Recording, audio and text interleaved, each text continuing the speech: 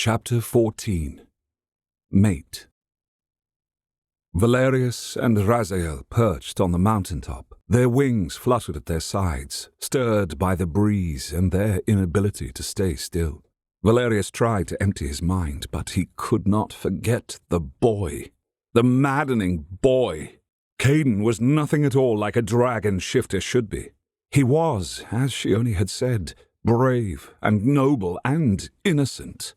Innocent above all, because he seemed to believe that he could remain in reach and be neutral somehow, that no one would be able to turn him to their ends, that he could simply resume the life he'd had, and part of Valerius wanted that for him. He has no one to protect him. His parents will simply not be able to understand shifter politics, and the Dragon Order on top of that. The Raven Shifters will use him for their own end. The boy will be hurt, so hurt, if there is no one there to protect him. He could feel the pull of the other dragons, too. He knew that they were watching, taking flights from their lairs, considering coming here if he didn't handle this situation. If he did not find a solution for Caden, they would. And the only one he half trusted was Esme, the blue dragon. She was the most reasonable and even-tempered of the bunch. She had bonded with her spirit when she was an old woman, so the wisdom and patience of greater years had been upon her when the merging had occurred. Not that she had been some kindly old grandmother. No, she had been the power behind many thrones. Unlike Shione, though, the people she served had been her puppets. Yet he could not imagine entrusting Caden to even her. And if he couldn't imagine sending Caden to her territory, there was no one else he would even consider sending Caden to. So what does that leave? It purred at us, Raythe said suddenly, showing the thought that had it shifting their claws. His spirit had not spoken since they had taken flight. Its thoughts were not altogether surprising. That it was contemplating the white dragon spirit was not surprising, rather. That it was focusing on the purring, rather than going on another rant about territories being invaded, etc., was the real surprising part. Yes, it did. What was that all about? He asked.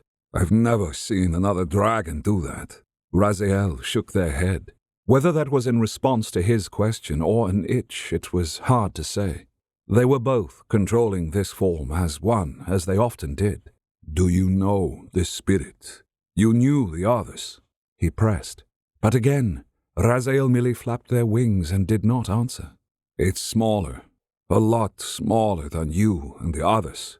Is it a baby? Valerius was not to be put off.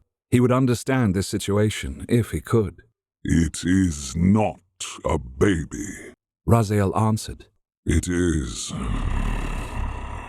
What? What is it? Valerius tried not to let his eagerness to learn more bleed through, but it did. Raythe had them ducking their head beneath one of the massive wings as if to hide from someone. It muttered, It is a mate. A what? That came out more sharply than he had intended, but he must have misheard. A mate? What do you mean, a mate? Raythe puffed out white smoke from their nostrils, rather like smoke signals. Valerius wished that he could read those signals. For one of us, Raythe finally answered. One of us? Who? Valerius puckered their scaly forehead. Us. The dragons. Raythe burst out as if he were very stupid. Valerius made them still then. The word mate filled his head in big, bright neon letters. He had heard of other shifters claiming to have mates. In the werewolf clans, mates were an almost obligatory thing. But despite their claims of mating for life, most of their relationships ended in divorce, just like human relationships did. The idea of one true love, bonded forever, meant for one another was a fairy tale for shifters as much as it was for humans. Until now. We have mates? He finally asked. Yes. Now a black jet of smoke exited each nostril and fire wreathed their teeth. Unlike those werewolves, Raziel seemed to loathe the idea of a mate, or at least was very defensive about it. "When were you going to tell me this?" he demanded to know. You did not need to know. There were no mates here, Raziel grumbled. "But now one is, and we are unprepared," Valerius snapped. "Whose mate is it?" I do not know. Time will tell. The others will come, present themselves. The white dragon will choose. Raziel explained. The other dragons will come here. They're going to court Caden? Try to convince him to choose them? And when were you going to tell me this? This time, he raged, and it was Raziel who hid. Valerius took a deep breath. He was shaking. Their whole body and wings quivered. Their tails slammed against the mountainside, sending shards of stone sliding down the mountainside. But they were over the drop, so no one could be hurt. "Explain this to me. Explain everything. Now!" Valerius commanded. His heart was pounding in his chest. A mate? Did that mean that Caden was to be joined with one of the female dragons? Well, one of the female dragon shifters. The dragons were mostly sexless. Though shifters could not have children, mates usually meant in the sense of babies and such. It was a trade-off. Eternal life, extreme power, but no offspring. So that wouldn't be the case. Besides, he was almost certain that Caden was gay, or at least bisexual, based upon the scent of arousal he gave off when Valerius got close. So it must be mate, in the sense of one true love. Raziel lowered their head. It is as I have said. The white dragon is a mate to one of us. It will choose one worthy to bond with. Bond? What does that mean exactly? I take it that it is not the same thing as marriage. That is more permanent than that and magical. Valerius clarified. And why did his chest feel tight at the thought of Caden choosing someone not him? No. Bind us. Power will combine. Raziel answered. So it would make whoever bonded with Caden stronger. That was worrisome. That meant that dragon shifters like Ilarion might be interested in Caden. Though Ilarion would have scoffed at the idea of a love match, Ilarion valued power above all things. And if he were to somehow bond with Caden, that might tip the scales in his favor. He could attack us and perhaps win. Mates, strengthen and weaken us. Raziel snorted. More black smoke poured out of their nostrils. How? Valerius felt at sea. His feelings for the boy, which had been complicated before, were now in a complete tumult. Kill the mate, and kill both. Raziel explained. The white dragon is weak, tiny, little ice, nothing more. So, if someone killed Caden, then whoever he was mated to would die as well. He wanted to make sure he was crystal on this. Yes. Is this why you were so upset when the white dragon appeared? You acted like it was purely a territorial thing, but you were frightened. I could feel it. Valerius accused it. Are you frightened that you'll want to bond with it, and then that will put us at risk for death? Raziel turned their head to gaze down at the city below them. The lights were brilliant, and some seemed to be winding up the road from the mid towards High Reach. Maybe it was just an illusion from this high up. He was more interested in this mate business than worrying about that. It should not have come. Raziel Growl cried. It upsets the balance. It makes us weak. Makes us weak? Is it our mate? Valerius could not believe what he was hearing. His heart was thundering so loud that he could hardly hear himself think. Caden's smiling, beautiful face floated in his mind's eye. But the boy was a boy, young and ridiculous and innocent and unfit to rule. He ruled, no one else, only him. But the thought of coming back to his quarters and seeing Caden grinning at him impishly as he had done something to please Valerius or test his patience suddenly filled his imagination, and he almost smiled at the thought. We are strongest, most worthy. Any mate should want us above all. Raziel raised their head proudly. You are assuming it would choose us. It does not have to, though. And Caden is very young. He wouldn't want to tie himself down. And what would we do with a boy? Would you train him? Would we love him like that? Valerius pointed out, and his stomach plummeted at this for some reason. We would win. Yes, but here is the thing. If we do not wish to win, we will lose. Raziel shifted their claws, and the rocks creaked beneath their weight. We do not lose. So you wish to win Caden as our mate? Valerius asked his spirit. Do you? Raziel asked back. He couldn't have answered that question, even if he had had the time to do so. But time was no longer on their side, as he realized that the lights that had appeared to be coming up the winding road were not an illusion. They were real. Pitchforks and torches, storming the castle. But now... Except they weren't torches. They were flashlights, and there were no pitchforks, though they were singing, which seemed somehow worse. Several media helicopters were circling overhead, and he saw strong searchlights pointed down at the horde of people who were marching and singing as they walked. Their ears flickered, and he realized that it was a song of the faith, one about dragons, but they had changed the words a little bit to speak of the 9th dragon shifter, the White Dragon. I've made a few attempts to do some gay romance fairy tale retellings. The trouble is, I'm an action and adventure writer, so there's a whole lot of story that just isn't there in the originals. Cursed is a gay romance version of Beauty and the Beast with tiger shifters.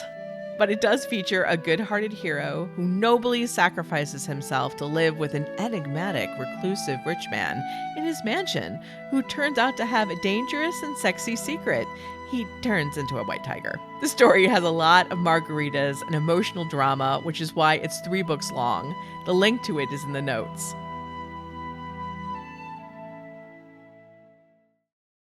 They reared back.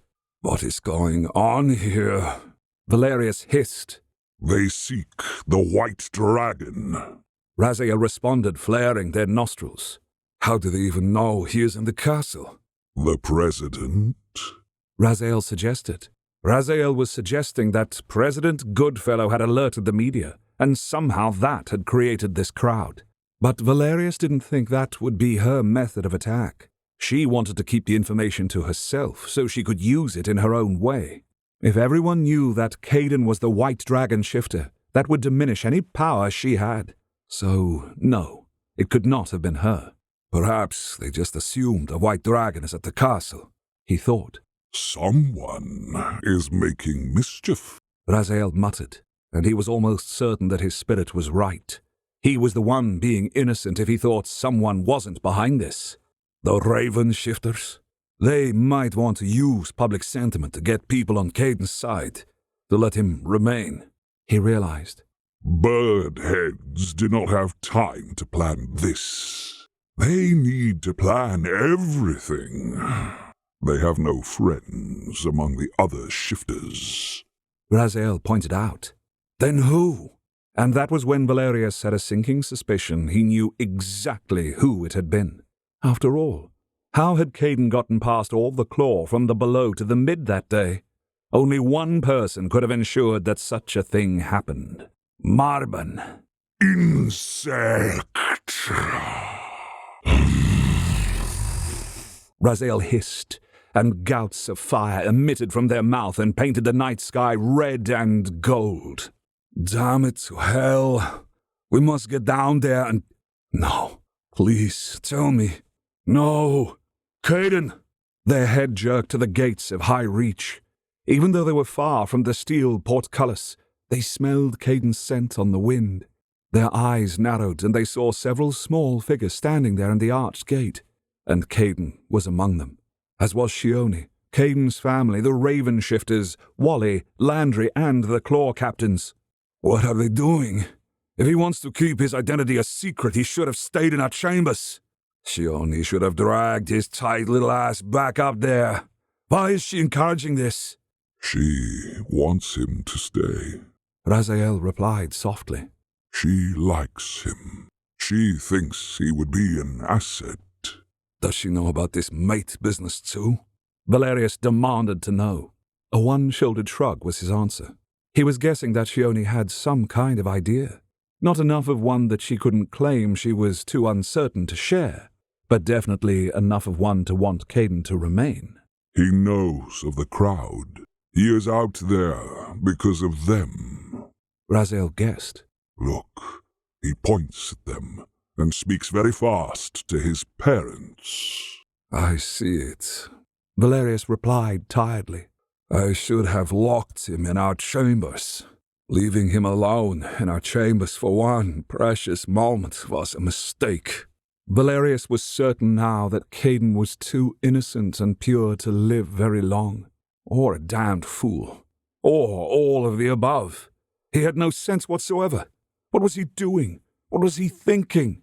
Could he have changed his mind about revealing who he was? This would be a disaster if the crowd met Caden.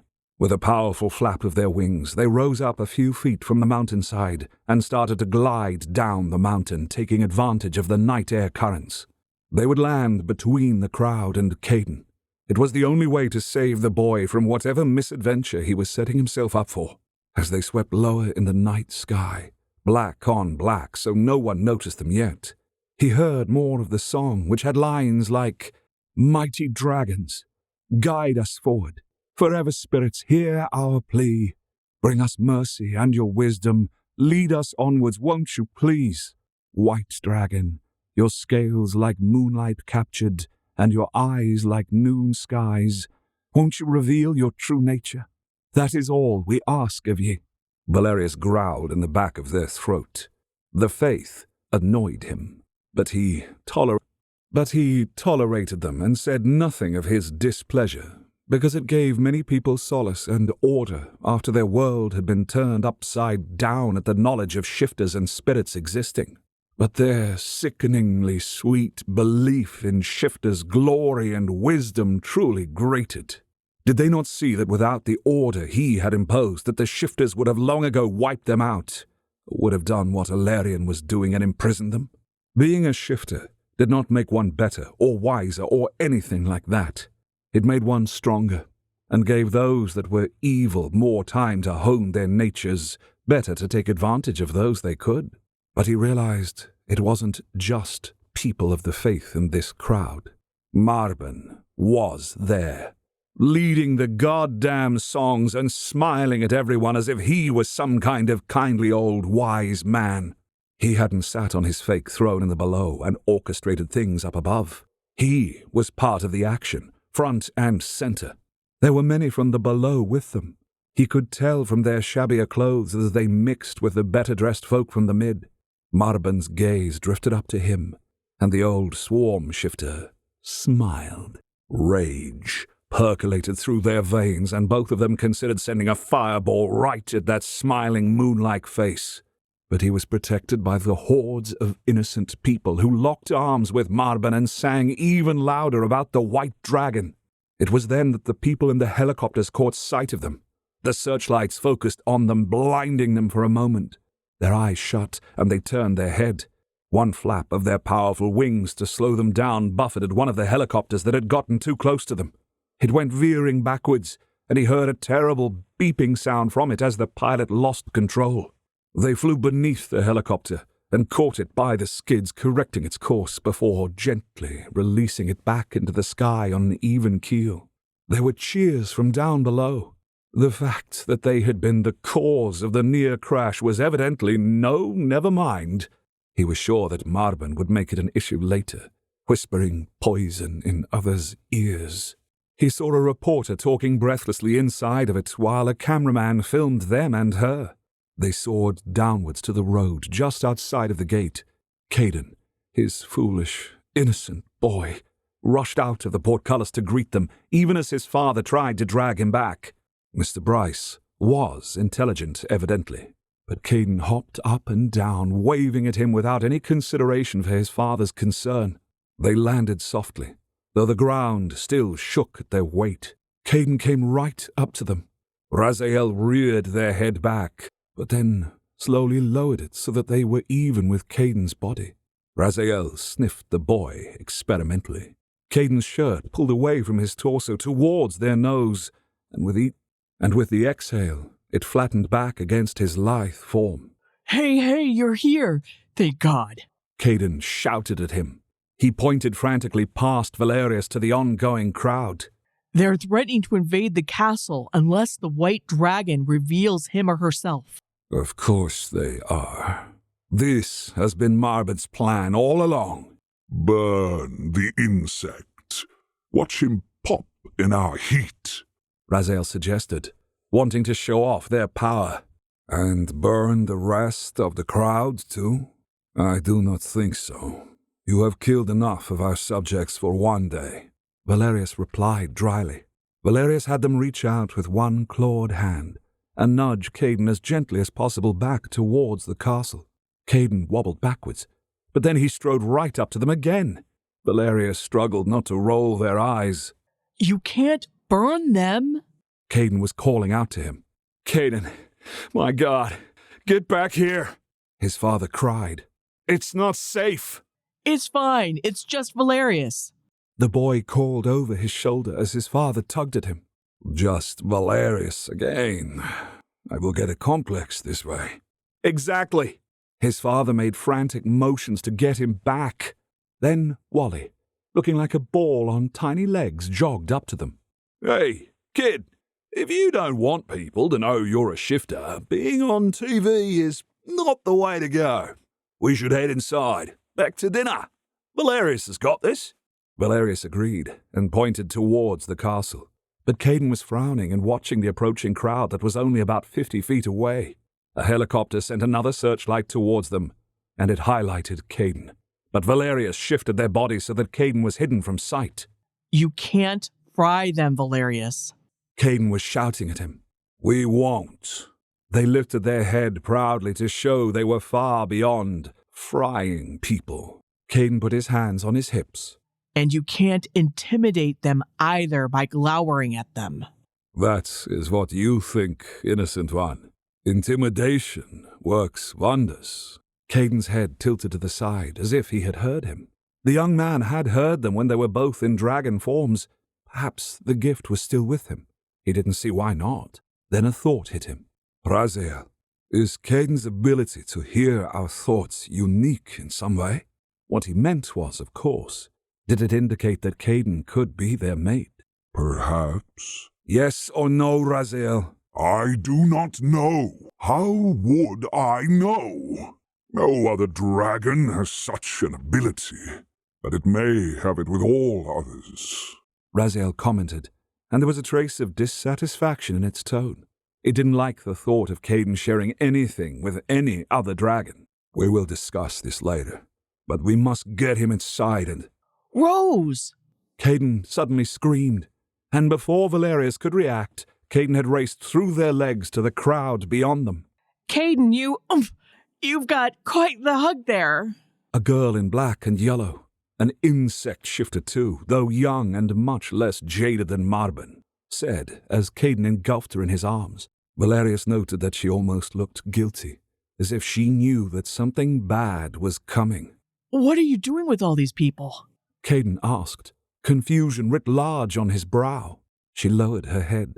It was Marbon who said, I've come to collect that favor, dear boy. My other fairy tale retellings aren't nearly as faithful, but still a lot of fun. Cinders and Ashes is a 6-book series that is loosely inspired by Cinderella, but it's not Cinderella. What with the secret royalty, elves, necromancy, dragons, and undead armies? But it's still a fan favorite and narrated by Edward and Hannah.